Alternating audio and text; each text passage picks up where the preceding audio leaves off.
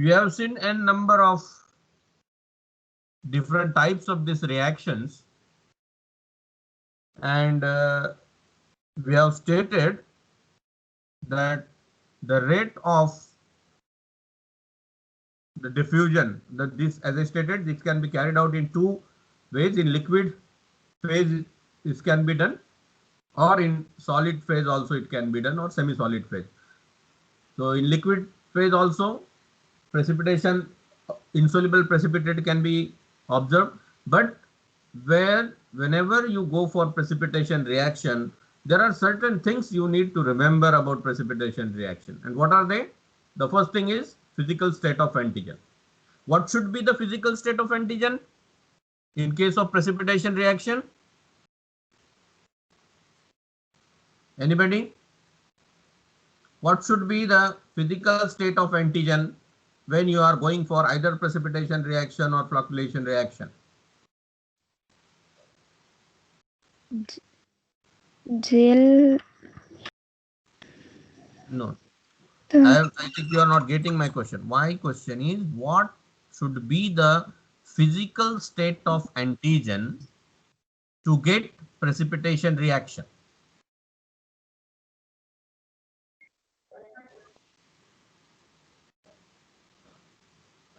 If you remember, I have earlier also told you that when an antigen interacts with the antibody, the observable interaction of antigen with that of antibody depends on the physical state of antigen, right?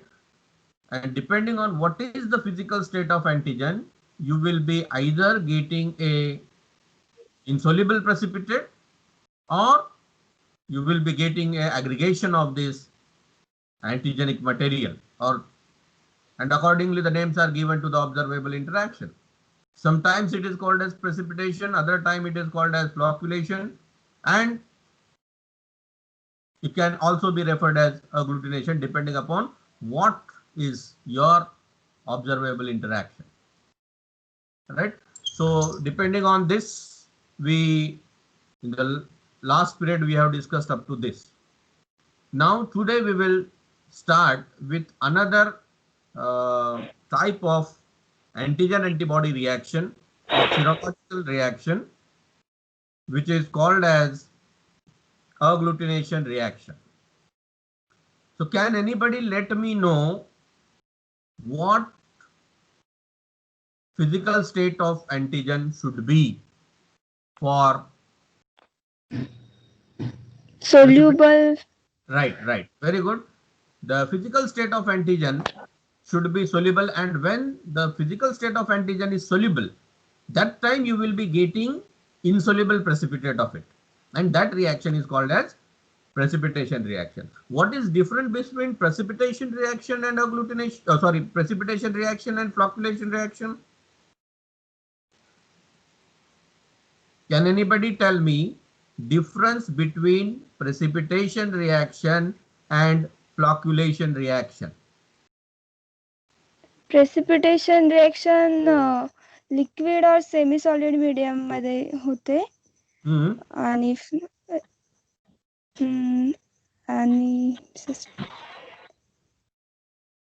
फ्लॉक्युलेशन मध्ये फ्लॉक्युल्स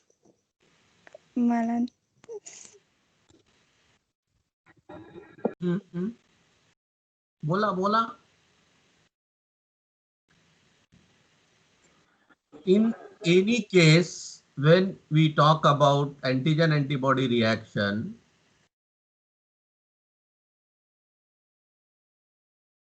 are you able to see my screen? Yes, sir.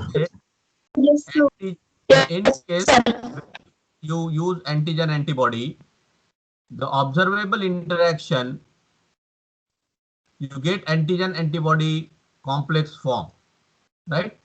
Now, depending upon if this is soluble, right? So what reaction you will be getting? You will be getting precipitation reaction. Now, when it will be referred as precipitation reaction, you will be referring it as precipitation reaction when the insoluble precipitate form its sediments. If the precipitate form, say for example, in a tube you are carrying out the reaction, and whatever the reaction, after reaction, if the sediment, whatever it is formed, if it precipitates and it sediments at the bottom, then this will be referred as precipitation reaction.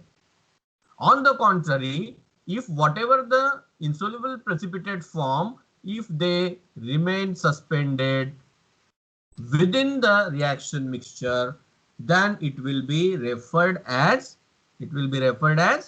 flocculation reaction. Right? Got the difference between this? When the Yes. precipitate form, insoluble precipitate form, if it remains suspended in the reaction mixture, it will be called as flocculation reaction.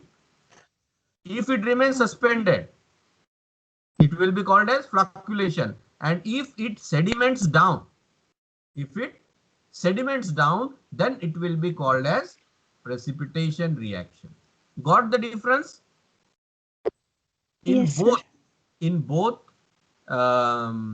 precipitation reaction as well as your flocculation reaction, the physical state of antigen needs to be soluble. दोनों cases में आपको antigen का जो physical state है वो soluble चाहिए. Getting me? Right? Now we will come. Yes, sir. We will now come to our presentation. That is what we will be talking today about agglutination. Okay. Now agglutination में और precipitation में जो difference है वो आप पहले जान लीजिए. पहला जो डिफरेंस है जो मैंने कहा, the very first difference between precipitation and agglutination is in the physical state of your antigen. In the agglutination reaction, the physical state of antigen is particulate, whereas in precipitation reaction it is soluble. Okay, so here you need a particulate antigen. Particulate antigen you will require. This particulate antigen, when is allowed to react with its counter antibody in presence of electrolyte and at suitable temperature and pH, these particles will clump together. And when these particles clump together, this clumping or aggregation of this particle is referred as agglutination. Okay. If you are asked to define agglutination, so you can say that when a particulate antigen is allowed to mix with its counter antibody in presence of electrolyte at ambient temperature and pH, the particles will clump together. This clump is observed as agglutination, or this is referred as agglutination, right? Whereas in case of precipitation, here the state of antigen in case of precipitation reaction will be soluble, right? Now here we require particulate. Now when you talk about electrolyte, as I stated, electrolyte, that is sodium chloride, saline, temperature 37 degrees centigrade and pH 7.2 to 7.4, means at neutral pH at 37 degrees centigrade and in presence of electrolyte, that is NaCl, when a particulate antigen is allowed to react with its counter antibody, these particles aggregate together. Now how this aggregation occurs? This aggregation is occur by clumping of antigen to that of antibody, and these clumps are again together. These are clumped together and they are forming a lattice. This combination enlarge and form a lattice. While talking about precipitation reaction, I have also talked about the fact that the principle or the mechanism which is true for precipitation is also or will also hold good for agglutination reaction. That is, zonal phenomena will be seen, and you will always find that when you talk about antigen antibody reaction, whether it is agglutination or precipitation reaction, a antigen and antibody which are participating in the reaction should be at zone of equivalence. It should be at zone of equivalence. If they are at the zone of equivalence, then an observable reaction will be seen. Otherwise, getting me? Another one distinguishing point or differentiating point between agglutination and precipitation reaction is its ability to detect presence of antigen or antibody. If you remember, we have stated that precipitation reaction is highly sensitive for detection of antigen. I repeat, precipitation reaction is highly sensitive for detection of antigen. I have earlier told you. Whereas agglutination reaction is highly sensitive for detection of antibodies. Right? That is the difference. Another difference. First difference lies in the physical state of antigen. Second difference lies in its sensitivity.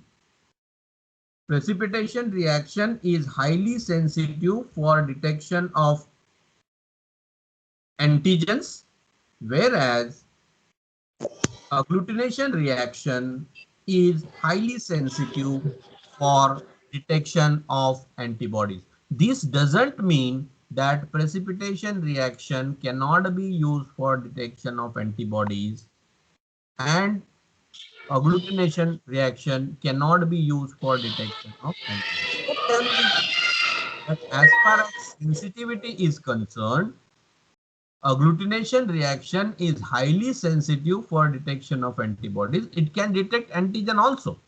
But when you talk about its sensitivity, it is highly sensitive towards antibodies as compared to that of antigen, and vice versa for precipitation reaction. Got it? As far Yes, as sir. principle, as far as mechanism is concerned, the same mechanism governs agglutination and precipitation reaction. As that is to say that agglutination, like precipitation, will occur optimally when antigen and antibody reacts at equivalent proportion or zone of equivalence.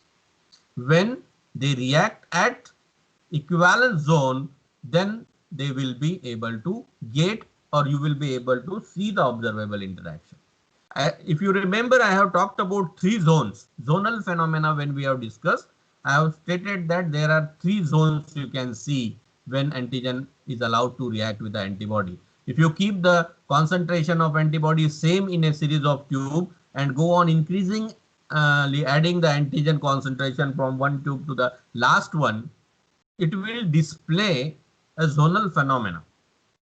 Right? Three zones you will get. What are these three zones which normally are seen during antigen antibody reaction? Zone of equivalence, prozone and postzone. What is prozone?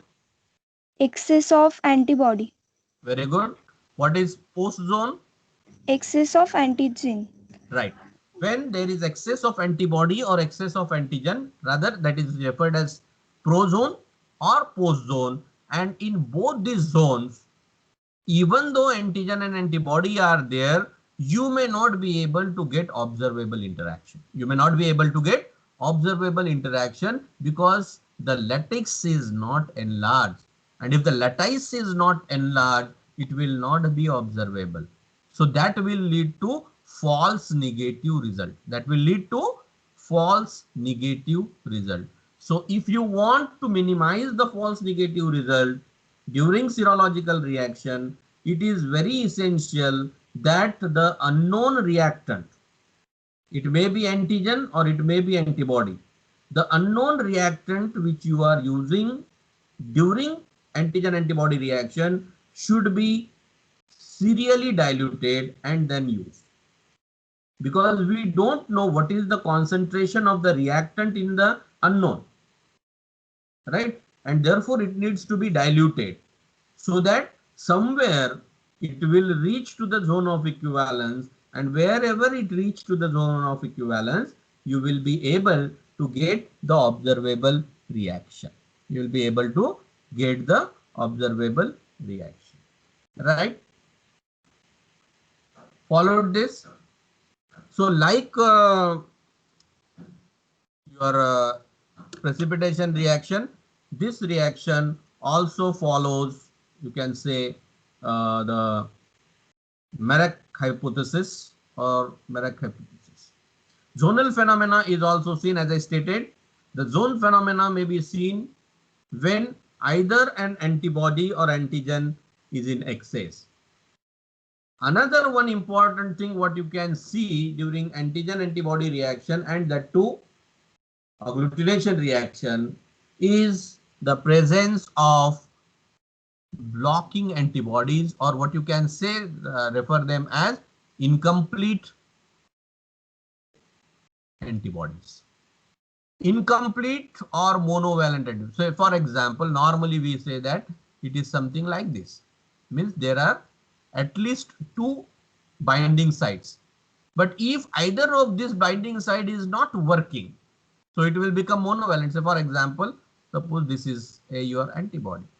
Now this is monovalent one, right? Now this monovalent antigen, say for example antibody, if it is allowed to react with this antigen, say for example the epitope of the antigen, so naturally it can fit here like this, and you can get the antigen antibody reaction, right? But antigen antibody complex will be formed only when this type of interaction occurs, when incomplete antigen or incomplete antibodies are allowed to react with the antigen, they can combine. So when antigen like this, normally when you talk about when antigen is allowed to react with antibody, you will get antigen antibody reaction, no doubt in that. But whether this antigen antibody reaction is visible or not, depending upon that, you will judge whether in the reaction mixture a particular reactant is present or not. Now, just for example, we have stated that agglutination reaction is highly sensitive for detection of antibodies, right? So here in this case, most of the time you will be requiring the antigen, standard antigen, and standard antigen will be allowed to react with the specimen sample.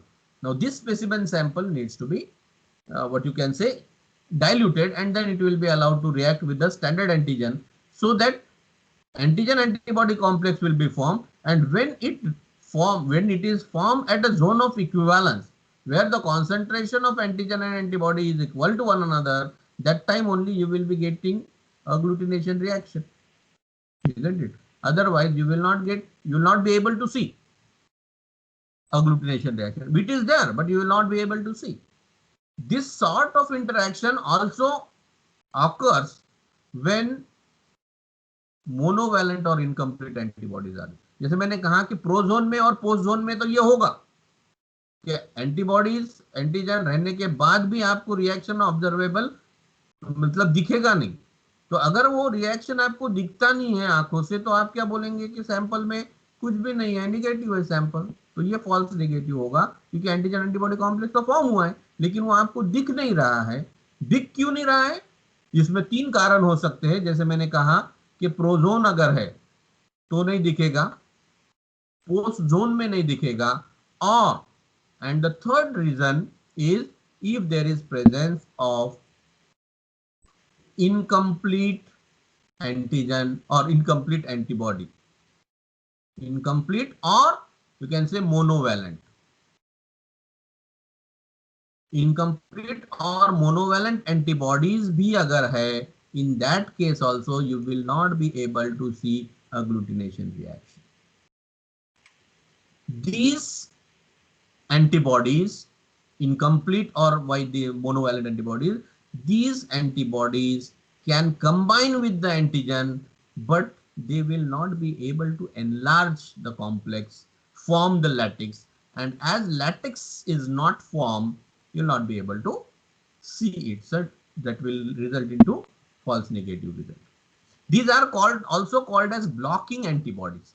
These monovalent antibodies are also referred as blocking antibodies, and presence of this blocking antibody can inhibit agglutination with the complete antibody. It can inhibit the agglutination with complete antibodies. अब वो कैसे? For example, if you talk about this,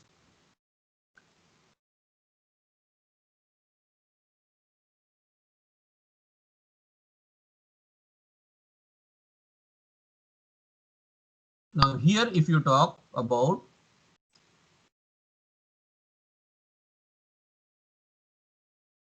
antigen,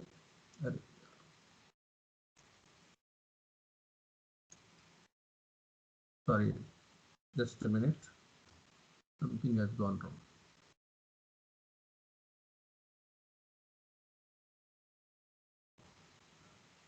Say for example, can you see here? Yes, sir.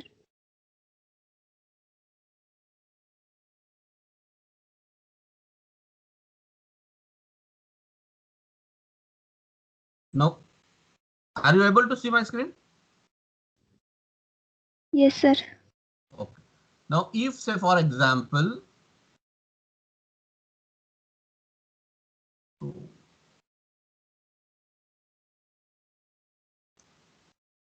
now what are incomplete antibodies and how it can referred as blocking antibody? Say for example, this is your antigen, okay, and this antigen has epitope on its surface, okay.